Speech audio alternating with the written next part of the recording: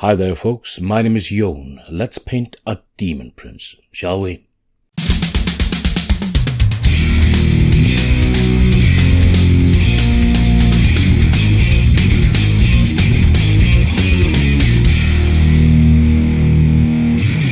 Now through the years I've been a fan of Daemon Princes. I have the old Be'lakor, I have the new Be'lakor. I have kit-bashed a Daemon Prince for Tzeentch, Nurgle, and Slaanesh. And I even have an old regular type Daemon Prince, the plastic kit from years ago, as a Khorne Daemon Prince. I like the concept of them, and, in the past tense, I never liked the look of them. It felt a little bit lackluster. Now we have a new Daemon Prince, and he looks the part. He looks cool, in my opinion. So I had to get one, and I had to make him as a 40k World Eater's Daemon Prince, and now we're gonna paint him. Let's just jump straight into it. I'm gonna start with the airbrush, though. Even though I'm starting with an airbrush, this can of course be done with a regular brush. It just takes a little bit more time, and you have to be a little bit more focused on what you're doing. But I'm using an airbrush, since I have it, so let's just take a look at that. Now most of the Daemon Prince is small stuff and fabricated areas, cables, armour, weapons, and the like. So I wanted to use the airbrush to get as much of his natural form done in this step, because if it gets a good look, the rest will be quite a lot easier. I started from a dark primer, and I added a bit of purple hue to the underside of him, kind of like a reversed zenithal, an underthal, a bellothal. If this will change anything about the final look, I have no idea at this point. But if it does, it will be subtle hint or gradient that at least adds depth. And depth is the main idea here. We're going for an interesting look with a lot of depth to him. That's, I think, what will sell the end result. Next we go in for the darkest shade of his skin, and I'm using Dryad Bark. I want to use warm brown tones to get the mood to begin with. Something a bit natural looking and not overly demonic yet. On the wings, I'm going for a sharp angle, so all the folds that are sculpted in the membranes really stand out and give a lot of free, that is to say, without effort, depth again. Now for the highlights I'm going to use in this first stage of painting the skin. I use Rakarth Flesh, but in all honesty, whatever light color you use when trying to achieve something like this does not really matter. I chose to use something that is close in warmth to my base color, but of course you could use a different tone like light blue or pinks, or indeed whatever you can work up to a different color in general, something like an interesting OSL or a light effect or something like that. If I was going to do something a bit more spell-based like Tzeentch Daemon Prince, I would indeed focus more on having variants of hues and something more otherworldly eldritch look to him. After all of this is done and I got the thin, harsh but still warmish look to him, I start adding a bit more Khorne look to him by a super thinned out Blood Angel's red contrast base. You could use inks or whatever. I would have used a red ink if I had it, but I don't, so a contrast paint it is. I give the entirety of the skin a coat of this thin contrast to change his hue from brown to red. But because of the thin glaze I'm giving him and the brown undertone, he is now a warm, naturalish red instead of a dark, purely demonic red we sometimes see.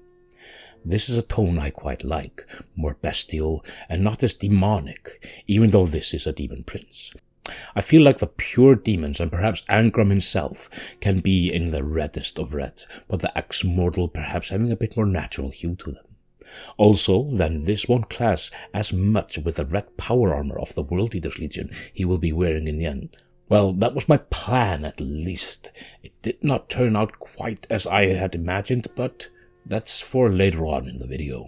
At this point I'm going to put the airbrush to the side, and we are going to focus more on regular brushwork.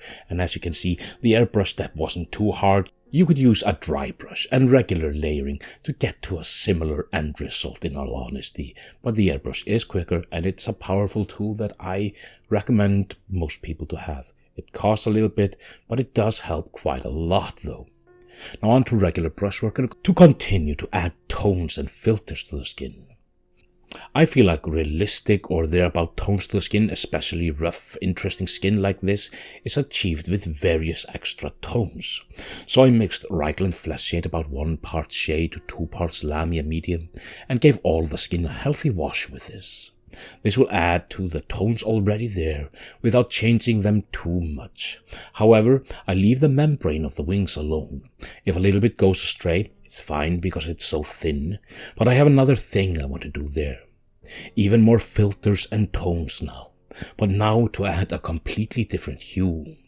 Now I like the idea of a bit of a purple, like I began with the first spurts of the airbrush. However, those tones seem to have completely disappeared. So instead, I used Druchy Violet, a shade, to add back some of the purple hues. A little bit of shadows here and there to give some difference to the hue between shadow and highlights. But then, to even kick it up a notch, I gave the entire membrane of the wings a wash with the purple shade paint.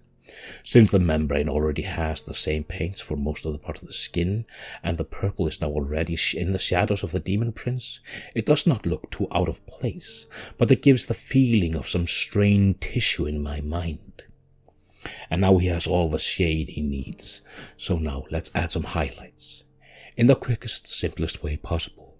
This guy has a lot of natural texture, so he is perfect for dry brushing. For his skin, I go back to the original airbrush highlight color, which was Rakarth Flesh. Now, keeping him smooth, I have next to nothing on my brush, but that keeps the highlights smoother and gives him so much depth. However, since his wings are a purple hue, I went for Slanesh Grey for the dry brush color here. Keeping it just in the middle of the membrane, it gives them more depth, and that's what I'm always talking about. We are really working on depth. Now that all the skin is done, I point to the stuff below, the links, the stuff to click, the Patreon. It really helps the channel grow. And would like to thank all the patrons that I already have, and hopefully to see more there in the future. Also, there's an Amazon affiliate link, and of course, the liking and the sharing, the subscribing, all that wonderful YouTube stuff. Let's go back to the model, because that's why we are here. We're going to start on all these finer details now. Next, we're going to work on the finer details of his physical form.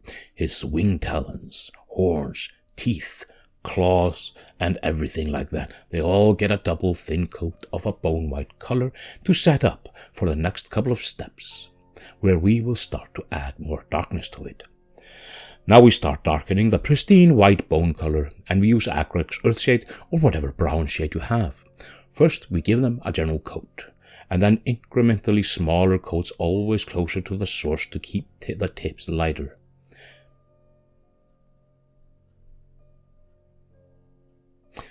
Two to three of these coats should do it, and it's not a bad idea to feather it out when you're closer to where the lighter pre-coat is, and good to brush towards the darker bits, as you will always deposit the most paint where you end your stroke.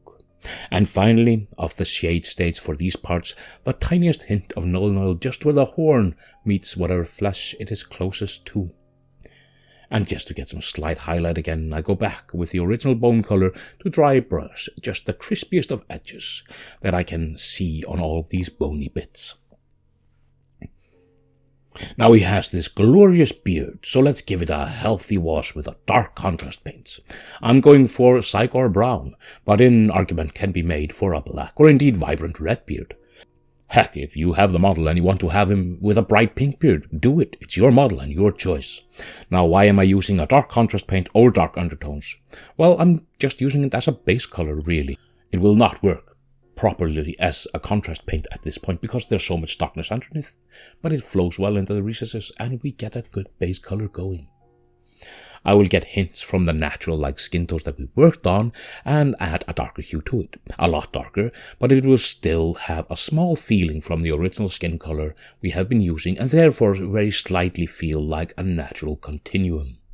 But while we wait for the contrast in the beard to dry, I am going to give the pale tongue that I base coated with a bone white color as well a quick lather in Volupus Pink. I love this contrast color as it gives a very strange and unhealthy pinkish tone, and this might not be the healthiest bloke about. Next, I take a brown tan color, not too light though, and I give the hair and the beard a gentle dry brush as well. I'm using Vallejo's Flat Earth. If I would have liked perhaps a slightly redder hue, I would have used maybe Bugman's Glow or even a slightly orangey color. Now the final part of his actual self before we start moving on to his gear are his eyes, and I want them to have a glowing feeling, sort of. I started with my go-to demonic yellow from Army Painter, but any good yellow, and there aren't many, and this isn't even one of the good yellows, will do. I mix a small part of airbrush medium into the yellow so it doesn't dry from the palette to the shaky model, and then hope and pray. It goes a little astray, but not to worry, it is thin and dries somewhat translucent, and the shade afterwards will give it a kind of a glowy look. After that is dried, I shade the yellow with an orange shade, glaze, contrast, whatever you want to give it a bit of depth. And it's okay for it to go thinly around the eyes as well, for a cheap glow effect. I myself used Cassandra yellow shade from GW. Now the entirety of him is ready. Now we just have to work on his gear, and let's face it, there is a lot of stuff on him. We're not going to go straight into metallics because I don't feel like it yet. We're going to go into the armor panels.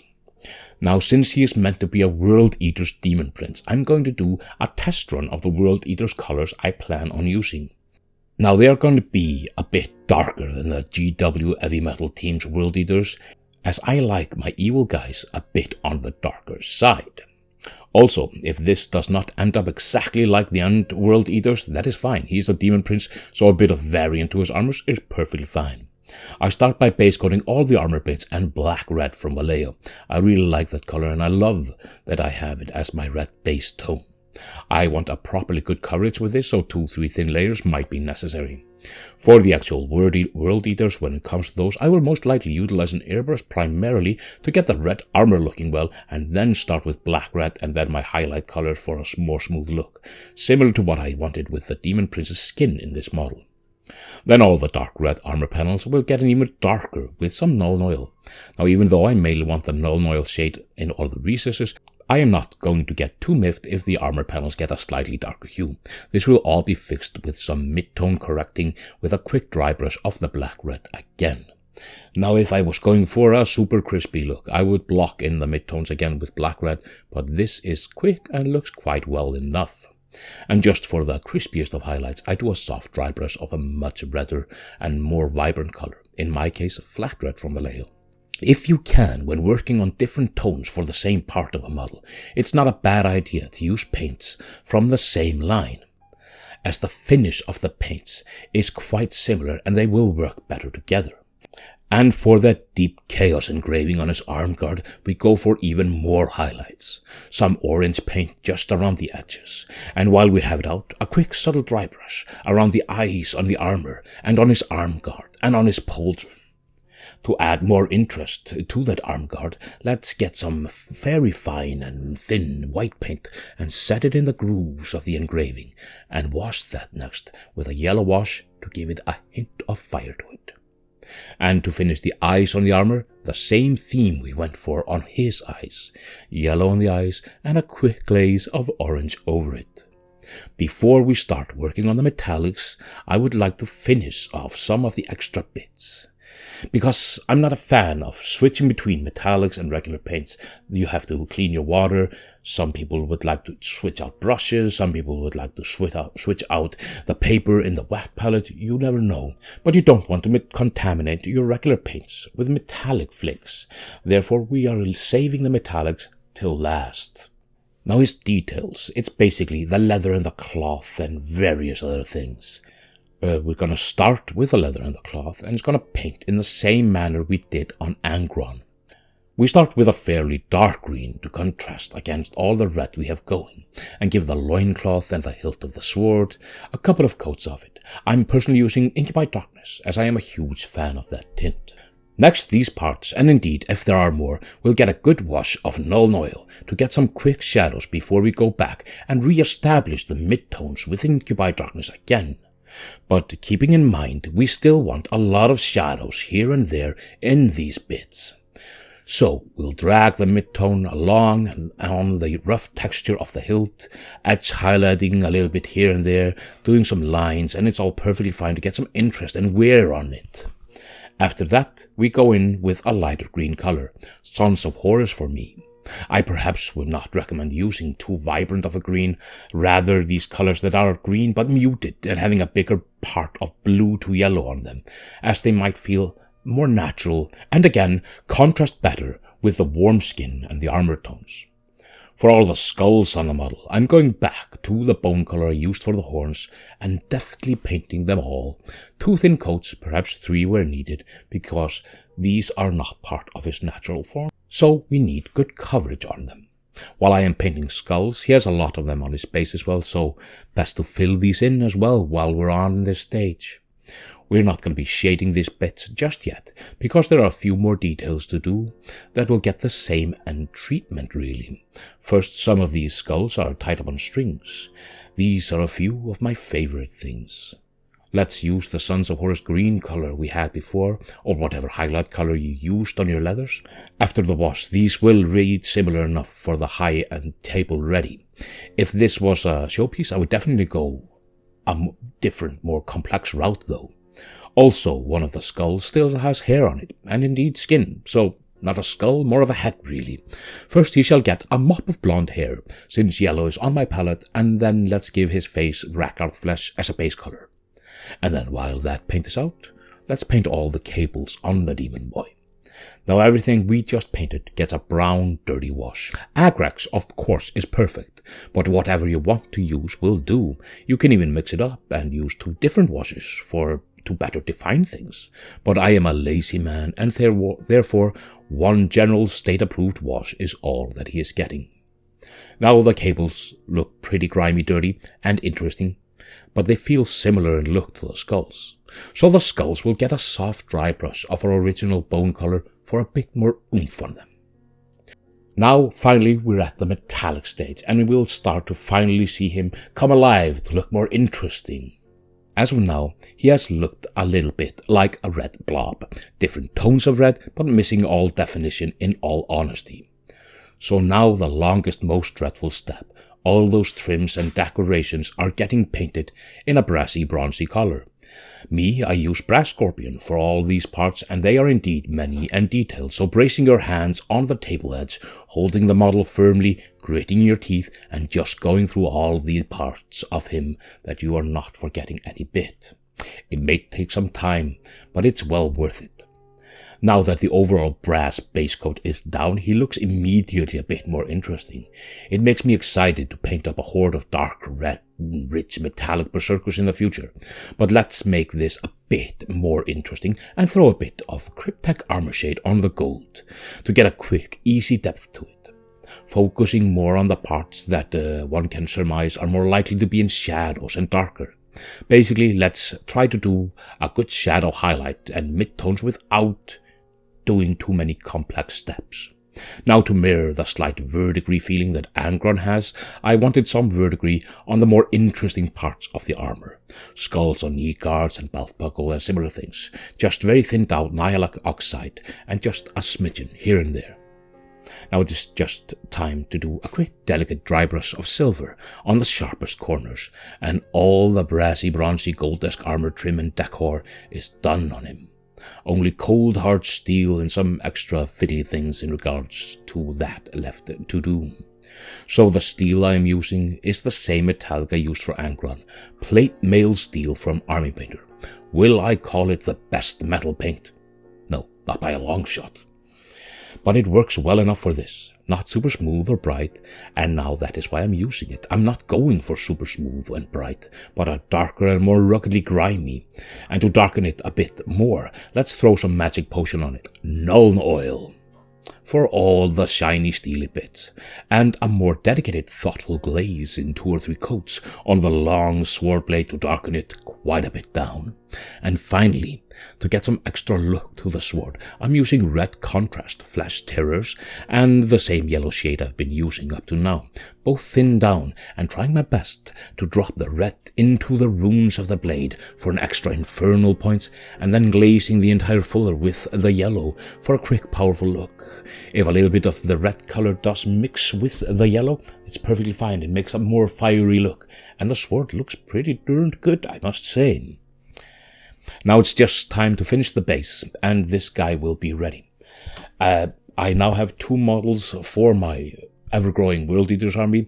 I still need to get a lot of extra guys, so in the future there will be a little bit of berserkers and jackals and what have you.